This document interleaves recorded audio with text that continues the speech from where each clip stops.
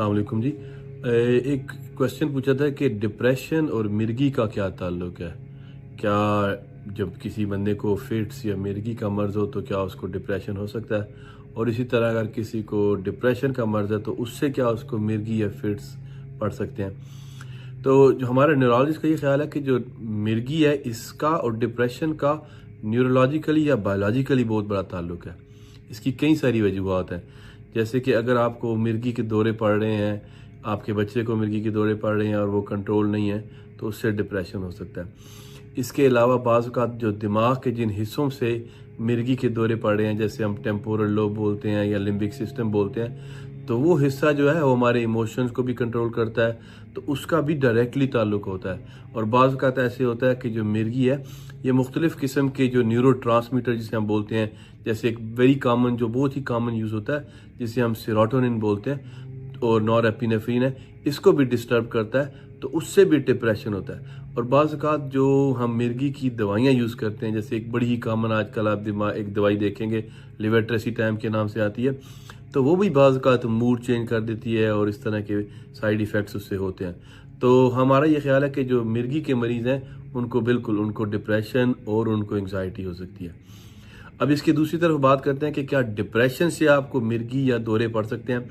तो डिप्रेशन से आपको एक डिफरेंट किस्म के दौरे पड़ सकते हैं, जिसे हम बाज़ औक़ात एंग्ज़ायटी इंड्यूस या डिप्रेशन इंड्यूस या स्ट्रेस इंड्यूस, यानी कि स्ट्रेस की वजह से उस बंदे को या उस औरत को दौरे पड़े। तो ये भी हो सकती है बिल्कुल। इसके डायग्नोज करना क्यों ज़रूरी है? इसका डायग्नोज करना इसलिए ज़रूरी है कि इसकी जो दवा है, इसका जो इलाज है वो डिफरेंट है।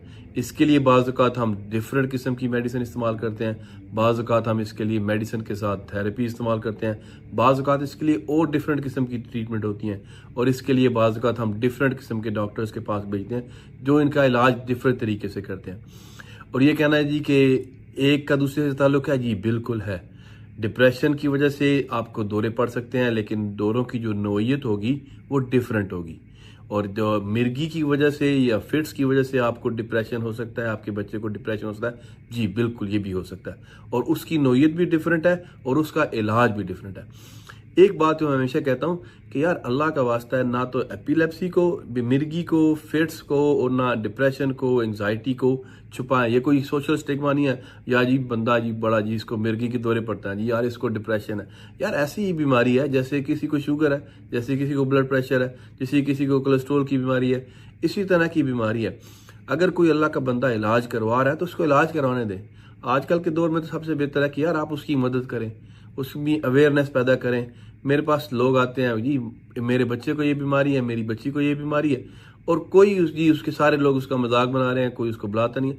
यार ये भी एक ऐसी बीमारी जैसे कोई और बीमारी है, इसका भी इलाज है, बिल्कुल है इलाज, इसके इलाज है। मैं हम लोगों को देखे, हम लोगों को ठीक होते देखा है, लोगों को कंट्रोल होते देखा है।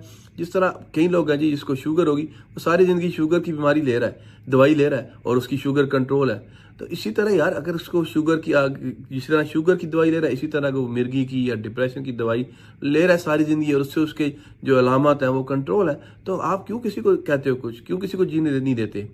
तो यार इसके बारे में सोचें और इसका इलाज करवाएं। और एक ये बात अक्सर कहते हैं जी कि हमारे में यहाँ तो ये डिप्रेशन का मर्ज़ ही कोई, बिल्कुल ऐसी बात नहीं है। हमारे यहाँ ये मर्ज़ है और ये मर्ज़ बढ़ता जा रहा है, ये मर्ज़ कम नहीं हो रहा, ये मर्ज़ बढ़ता जा रहा है। तो अगर किसी को फिट्स है, अगर किसी को मिर्गी का मसला है, अगर किसी को डिप्रेशन है, या अगर किसी को डिप्रेशन की वजह से दौरे पड़ते हैं, तो इसका प्रॉपर इलाज करवाएं, उसका इलाज करवाएं। और जो दूसरे लोग हैं, अल्लाह का वास्ता यार उसको जीने दो।